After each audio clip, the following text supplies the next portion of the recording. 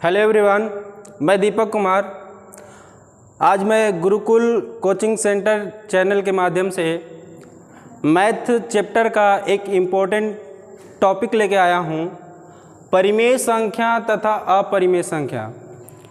दोस्तों, मैं बता दूँ, इस टॉपिक से आपको बहुत सारे क्वेश्चन पूछे जाते हैं 10th से लेकर कंपटीशन तक। तो सबसे ज़्यादा आप लोग को लाभदायक उस बच्चे के लिए होगा इस टॉपिक के माध्यम से जो 10th में और कंपटीशन की तैयारी करना चाहते हैं।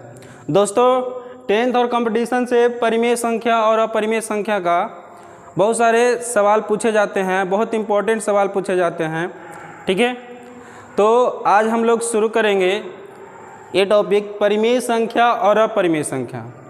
ठीक है दोस्तों, तो सबसे पहले हम लोग जानेंगे कि परिमेय संख्या के बारे में जानेंगे कि परिमेय संख्या होता क्या है। ठीक है, तो इस वीडियो के लास्ट तक बने रहिएगा। मैं वादा करता हूं कि परिमेय संख्या और अपरिमेय संख्या से रिलेटेड कोई भी क्वेश्चन होगा जो आपसे नहीं छूटेगा। ठीक है दोस्तों, चलिए शुरू करते हैं। तो सबसे पहले हम लोग जानेंगे कि परिमेय संख्या क्या होता है। तो देखिए दोस्तों, परिमेय संख्या, तो सबसे पहले इसका डिफिनेशन के बारे में जानेंगे कि इसका डिफिनेशन क्या होता है। ठीक है, तो यहाँ से देखिए, वैसी संख्या जो P बटा Q के रूप में लिखा जाता है तथा Q equal to not zero. कहने का मतलब मेरा ये हुआ कि वैसी संख्या जो P बटा Q के रूप में लिखा जाएगा और Q equal to not zero, यानी कि जैसे हम किसी संख्या को 4 बटा 5 के रूप में लिखते हैं। ठीक है, 4 बटा 5 के रूप में, तो ये मेरा परिमेय संख्या होगा। ठीक है, अब देखिए P किसको कहेंगे? P ऊपर वाले को कहते हैं और Q नीचे वाले को कहते हैं। ठीक है, तो P ऊपर वाला, Q नीचे वाला, यानी P मेरा होगा अंश और Q होगा हर। ठीक है, अंश और हर किसी को अगर समझने में दिक्कत होता है तो सबसे पहले हम समझा देते हैं कि आप लोग यही सोचिएगा कि हल हमेशा कहाँ चलता है, नीचे या छत पर। तो हल हमेशा कहाँ चलेगा? नीचे। इसीलिए हर को हम लोग नीचे रखते हैं और अंश हमेशा ऊपर रहता है। ठीक है, तो यहाँ से देखिएगा, P बटा Q के रूप में लिखा जाए और Q equal to not zero, तब आप लोग कहिएगा कि क्या सर 2 बटा 4 भी परिमेय संख्या होगा? यहाँ पर ये डिफिनेशन गलत हो जाता है। ठीक है, यहाँ पर ए डिफिनेशन क्या होता है? गलत हो जाता है, क्योंकि 2 बटा 4 आपका परिमेय संख्या नहीं है, ये भिन्न है। क्या है ये? भिन्न है। ठीक है, ये भिन्न कैसे है? देखिए, यानी कि इसमें एक चीज़ और जोड़ना पड़ेगा कि P तथा Q सअभाज्य संख्या हो, है ना। यहाँ पर हम लोग एक चीज़ और हम इसमें ऐड करेंगे। यहाँ पे क्या होगा? P तथा Q क्या होना चाहिए? सअभाज्य संख्या। क्या होना चाहिए? सअभाज्य संख्या होना चाहिए, अभाज्य संख्या। ठीक है, इसको थोड़ा सा मिटा देते हैं। यहाँ से देखिएगा, सअभाज्य संख्या हो। अब देखिए, मेरा ये परिभाषा पूरी तरह से सही होगा, है ना। तो कहीं कहीं आप देखते होंगे कि ये परिभाषा होता है कि वैसी संख्या जो P बटा Q के रूप में लिखा जाता है तथा Q equal to not zero होता है, तो उसे हम लोग कहते हैं परिमेय संख्या। लेकिन यहाँ पर ये गलत हो जाता है। जैसे हम लिखते हैं 2 बटे 4, तो ये बोलेगा कि 2 बटे 4 क्या ये परिमेय संख्या है? नहीं, ये परिमेय संख्या नहीं है, क्योंकि देखिए 2 बटे 4 सअभाज्य संख्या नहीं है। सबसे पहले हम बता देंगे कि सअभाज्य संख्या किसे कहते हैं। ठीक है, तो सअभाज्य संख्या देखिए, पहले समझ लीजिए सअभाज्य संख्या क्या होता है। ठीक है, तो 2 वैसी संख्या जिसका मस यानी कि HCF, जिसका महत्तम समवर्तक 1 होना चाहिए। क्या होना चाहिए? 1 होना चाहिए। जैसे हम लोग देखते हैं कि 2 और 5 लेते हैं। ठीक है, 2 संख्या लेते हैं, 2 और 5 लेते हैं। तो 2 और 5 में देखिएगा, इसका हम अगर मसा निकालते हैं तो 2 से लगाएंगे 5, यानी 2 दूनी 4, यहाँ 1, फिर देखिएगा 2 लगाएंगे, फिर 1 दूना 2, ये देखिए आपका कट गया।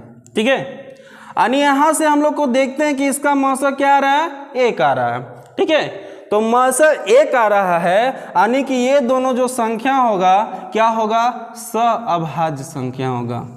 क्या होगा, सअभाज्य संख्या होगा। कहने का मतलब मेरा ये हुआ दोस्तों कि देखिए कि यानी जो सब p बटा q के रूप में रहेगा उसको हम परिमेय संख्या नहीं कह सकते हैं। ठीक है, यानी परिमेय संख्या उसी को कह सकते हैं जहां q = नॉट 0 होना चाहिए तथा p तथा q क्या होना चाहिए, सअभाज्य संख्या होना चाहिए। अभी तो आप लोग यहीं तक पढ़े होंगे कि q = नॉट 0 तो उसे हम लोग कहते हैं परिमेय संख्या।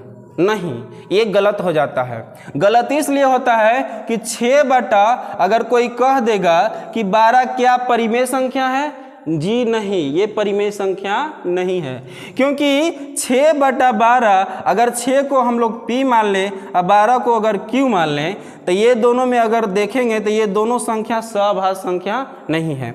देखिए सअभाज्य संख्या क्यों नहीं है, क्योंकि अगर 6 से हम 12 में अगर हम महत्तम करते हैं, HCF निकालते हैं तो 6 दूनी 12, यानी कि मेरा 6 HCF निकलता है, यानी कि महत्तम इसका कितना निकलता है, 6। लेकिन हमने क्या बोला कि p तथा q क्या होना चाहिए, सअभाज्य संख्या होना चाहिए। क्या होना चाहिए दोस्तों, सअभाज्य संख्या। तो सअभाज्य संख्या किसे कहेंगे कि दो ऐसी संख्याएं जिसका महत्तम समवर्तक 1 होता है उसी को हम लोग सअभाज्य संख्या कह सकते हैं। तो ठीक है, तो 6 बटा 12 मेरा परिमेय संख्या नहीं होगा। अब कहिएगा सर तो 6 बटा 12 परिमेय संख्या नहीं है तो 6 बटा 12 क्या है, तो 6 बटा 12 ये आपका भिन्न होगा। क्या होगा, भिन्न होगा। ठीक है, ये आपका परिमेय संख्या नहीं होगा, ये भिन्न होगा। तो परिमेय संख्या कौन होगा, देखिए अगर यही 6 बटा 12 को हम लोग अगर काट लेते, 6 दूनी 12, ठीक है, यानी आ जाता 1 बटा 2। ठीक, 1 बटा 2। अब 1 और 2 का HCF निकालेंगे तो 1 आएगा, यानी कि 1 और 2 का HCF यानी सअभाज्य संख्या हो जाएगा, यानी 1 बटा 2 को हम लोग कह सकते हैं कि ये परिमेय संख्या है। क्या है, ये परिमेय संख्या है। ठीक है दोस्तों, ठीक है, तो क्लियर होते जा रहा है आप लोग को। ठीक है, तो यहाँ से देखिएगा, फिर से आप लोग को डिफिनेशन समझा देते हैं कि परिमेय संख्या उसे कहेंगे कि वैसी संख्या जो p बटा q के रूप में लिखा जाता है तथा q = नॉट 0 होता है और p तथा q सअभाज्य संख्या हो तो उसे हम लोग क्या कहते हैं, परिमेय संख्या कहते हैं। ठीक है, तो जैसे में क्या क्या हो जाएगा, जैसे में देखिए, जैसे में हो जाएगा 1 बटा 2, 3 बटा 5, 4 बटा 6। अब कहिएगा कि सर कि पॉइंट में परिमेय संख्या होगा कि नहीं, तो देखिए 2.4, 2.678, ठीक है, 22/7, ये सभी क्या हैं, परिमेय संख्या है। क्योंकि देखो अगर इसको हम यहाँ से अगर पॉइंट हटा देते हैं और नीचे क्या कर देते हैं, 0 दे देते हैं, ठीक है, तो ये हो जाएगा क्या, 12 दूनी 24 और 5 दूनी 10, यानी इसको हम 12/5 भी लिख सकते हैं। तो ये भी मेरा क्या होगा, परिमेय संख्या होगा। ठीक है दोस्तों, है ना। तो जितने भी दशमलव में मान होंगे, पॉइंट में मान होंगे, वे सभी भी परिमेय संख्या कहलाएंगे और बटा में जो मान होंगे वे सभी परिमेय संख्या कहलाएंगे। ठीक है, अब देखिए आगे समझिए, ध्यान से देखिएगा। अब कहिएगा सर कि 4 परिमेय संख्या है कि नहीं, 5 परिमेय संख्या है कि नहीं, यानी कि कोई भी पूर्णांक परिमेय संख्या है कि नहीं। ठीक है, तो इसको हम लोग कैसे देखेंगे, तो कहेंगे कि जी ये परिमेय संख्या है। कैसे, मान लीजिए कोई भी संख्या के नीचे क्या होता है, 1 छुपा रहता है। कोई भी संख्या के नीचे क्या छुपा रहता है, 1 छुपा रहता है। तो बताइए ये p बटा q के रूप में हुआ कि नहीं हुआ। ठीक है, यानी ये भी p बटा q के रूप में है और ये भी सअभाज्य संख्या है, तो इसको हम लोग कहेंगे कि क्या है, ये परिमेय संख्या है। ठीक है, 5 के नीचे भी 1 होगा यानी 5 बटा 1 भी क्या है, परिमेय संख्या है। 6 के नीचे भी 1 होगा, 6 बटा 1 भी क्या है, परिमेय संख्या है। ठीक है, तो समझ में आप लोग को आ गया होगा कि कौन परिमेय संख्या है। ठीक है, तो देखिए जो भी बटा हो, जो पॉइंट हो, ठीक है, पूर्णांक हो, वो सभी क्या होंगे, परिमेय संख्या होंगे। ठीक है दोस्तों, तो परिमेय संख्या से रिलेटेड कोई भी क्वेश्चन आप लोग को अगर आते हैं तो वो आप लोग को नहीं छूटेगा। अब एक और उदाहरण देके हम लोग को हम बताते हैं कि कभी कभी क्वेश्चन ऐसे पूछ देता है। कैसे, देखिएगा, जैसे बोल दिया कि रूट में 64 बटा 25, ठीक है, बोलेगा रूट 64 बटा 25 परिमेय संख्या है कि नहीं। ठीक है, तो वैसी संख्या जो रूट से बाहर हो जाती है ना, यानी घूंघट से बाहर हो जाती है, जो घूंघट से बाहर निकल जाएगा वो परिमेय संख्या कहलाएगा।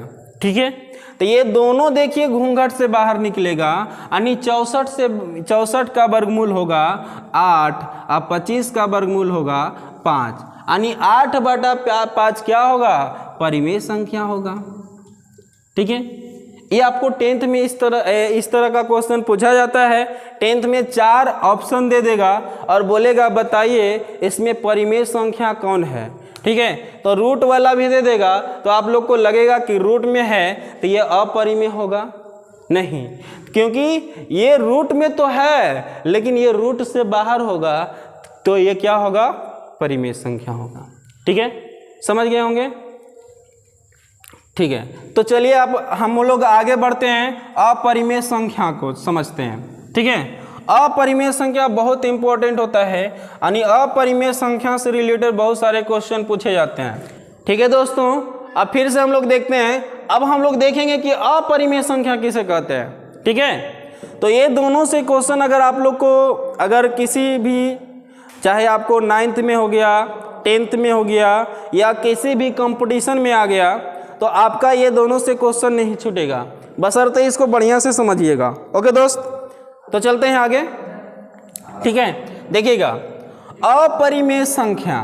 ठीक है, तो वह अपरिमेय संख्या वैसी संख्या जो p बटा q के रूप में नहीं लिखी जाती है, यानी कि बटा में उसको हम लोग लिख ही नहीं सकते हैं, है ना, बटा में उसको हम लोग लिख ही नहीं सकते हैं, यानी बटा में नहीं कर सकते हैं, तो उसको हम लोग क्या कहेंगे, अपरिमेय संख्या कहेंगे। ठीक है, तो देखिए अपरिमेय संख्या क्या होगा, अगर हम उदाहरण देके आप लोग को समझाते हैं।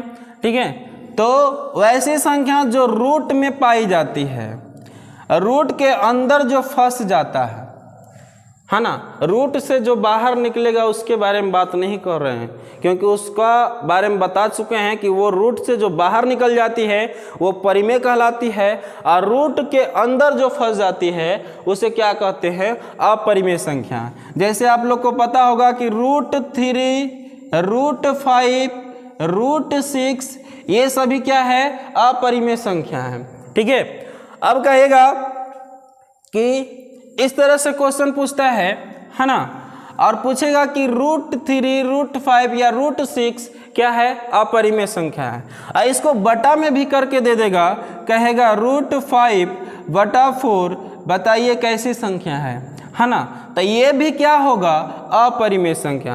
यानी कहने का मतलब मेरा ये हुआ कि अगर देखिए किसी भी टोकरी में अगर हम चलते हैं तो टोकरी में एक सड़ा अगर हम फल रख देते हैं और उसमें सभी अच्छे फल हैं, ठीक है, तो उस सड़े फल क्या करेगा, सभी फल को सड़ा देगा। ठीक है, तो ये कहने का मेरा मतलब मकसद है कि अगर बटा में कोई संख्या रहे या प्लस में कोई संख्या रहे या माइनस में कोई संख्या रहे, ठीक है, या गुना में कोई संख्या रहे, अगर उसमें एक अपरिमेय संख्या है तो वो सभी क्या होंगे, अपरिमेय संख्या में बदल जाते हैं।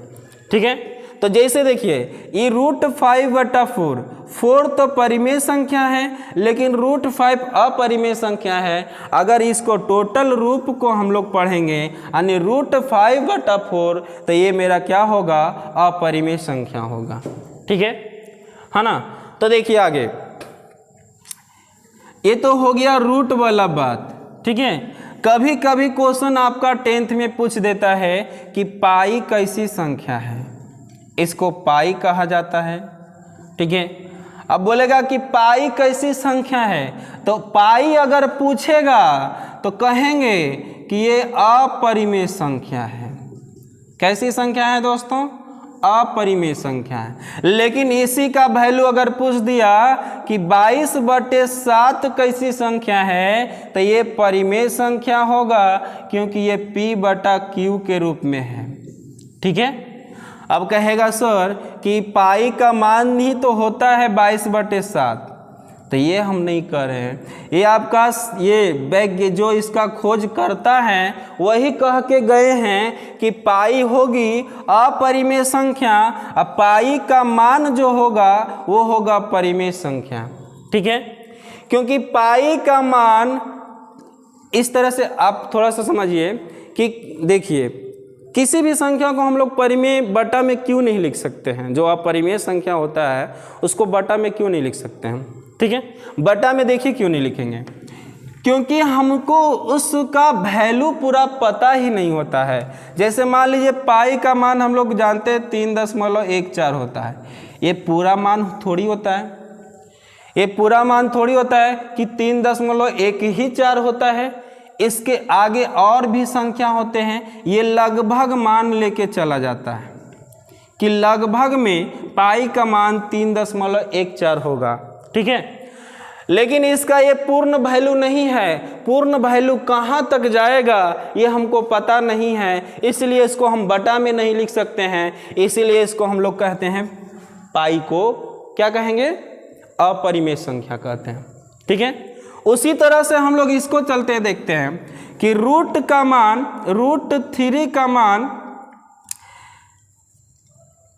√3 का अगर हम मान देखते हैं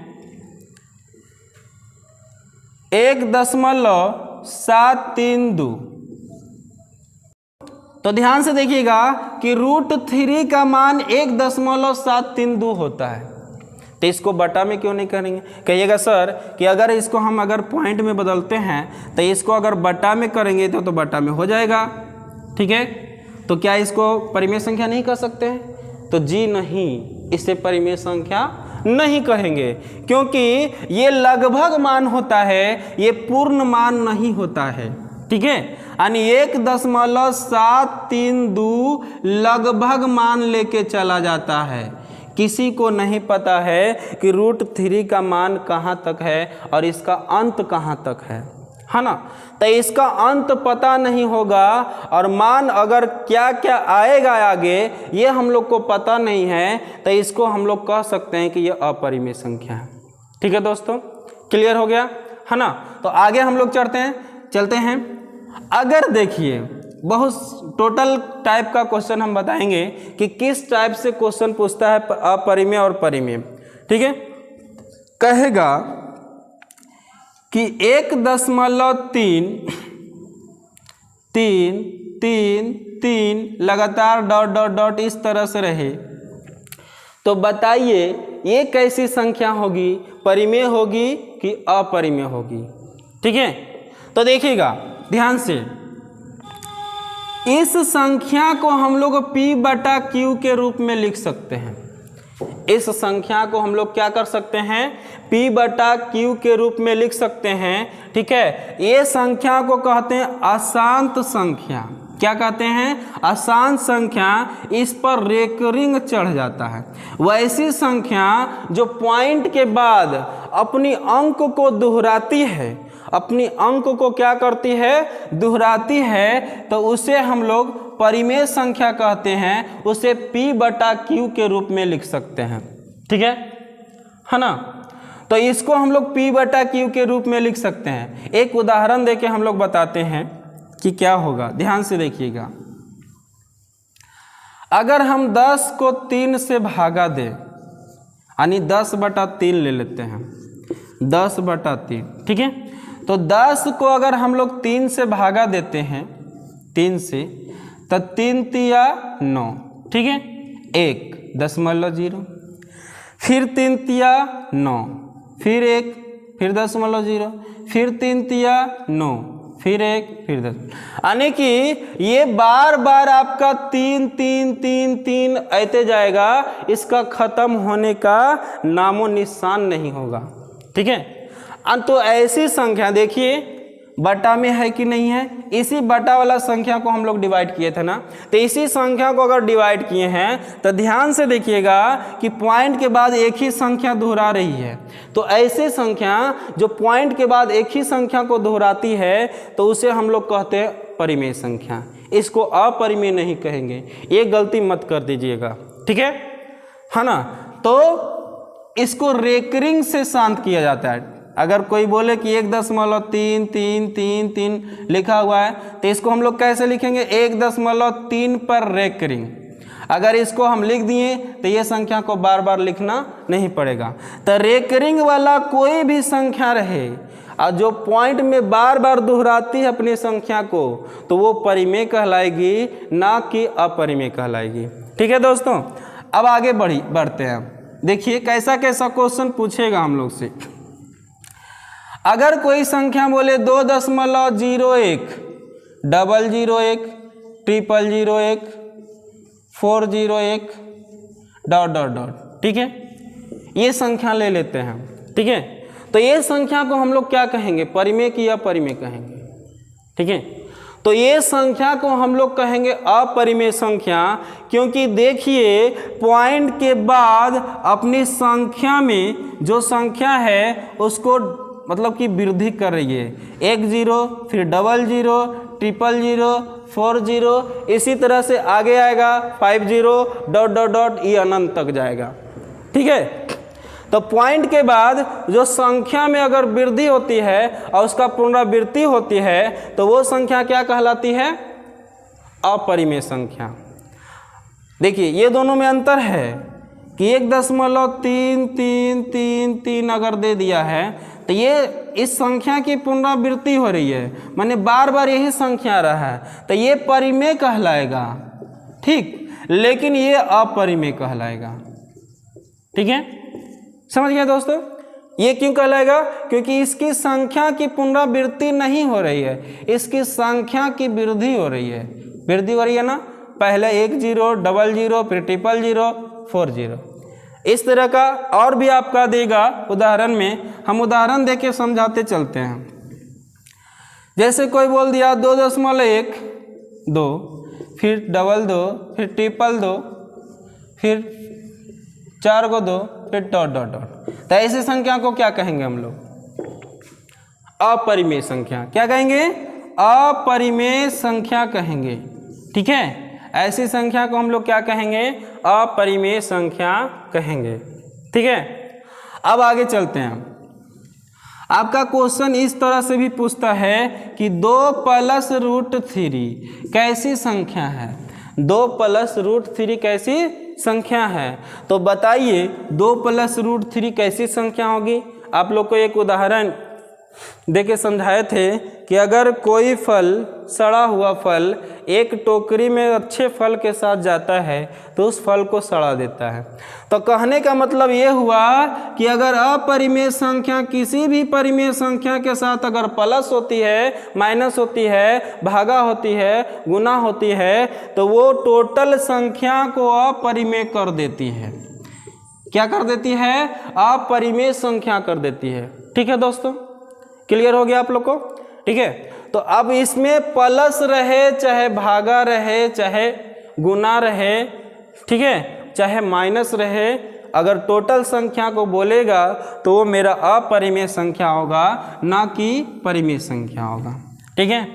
अगर आपसे पूछा जाए कि 2√3 बटा 4 या 3 ले लेते हैं, पूछेगा कि बताइए कैसी संख्या है, तो बताइए इसमें खोजेंगे कि कोई एक अपरिमेय मिल जाए। तो इसमें एक अपरिमेय देखिए, ये रूट 3 अपरिमेय है कि नहीं है? ये रूट से बाहर कभी होगा, तो जो रूट से बाहर नहीं होगा वो अपरिमेय होगा, यानी कि ये अपरिमेय है। बाकी परिमेय रहे चाहे जे रहे, एगो हम लोग को ढूंढना है कि क्या होना चाहिए, अपरिमेय होना चाहिए। तो ये टोटल संख्या क्या कहलाएगा, अपरिमेय संख्या कहलाएगा। ठीक है दोस्तों, अब आगे बढ़ते हैं। अब देखिएगा क्या होगा कि कभी कभी ऐसा क्वेश्चन पूछ देता है कि बताइए √3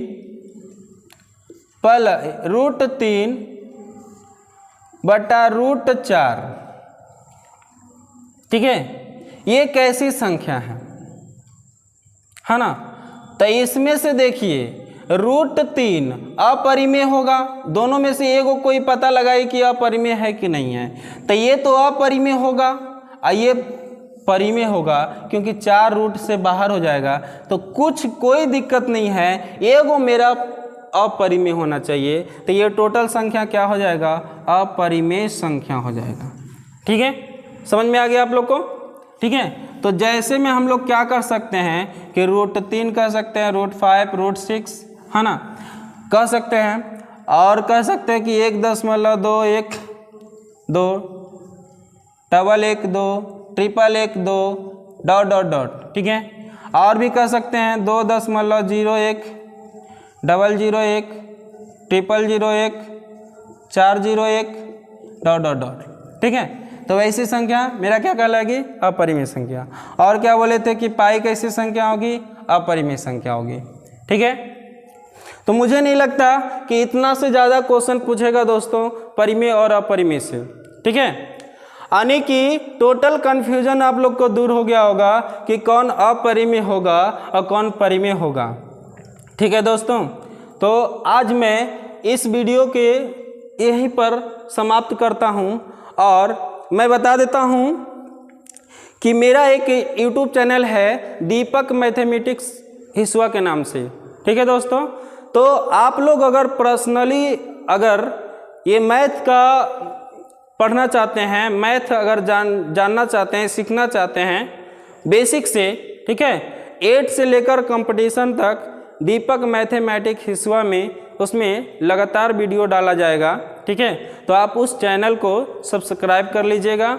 ठीक है, और अगर इस चैनल पर आप लोग अगर नए हैं तो गुरुकुल कोचिंग सेंटर का जो चैनल है इसको भी सब्सक्राइब कर लीजिएगा और बेल आइकन दबा दीजिएगा। ठीक है दोस्तों, जय हिंद।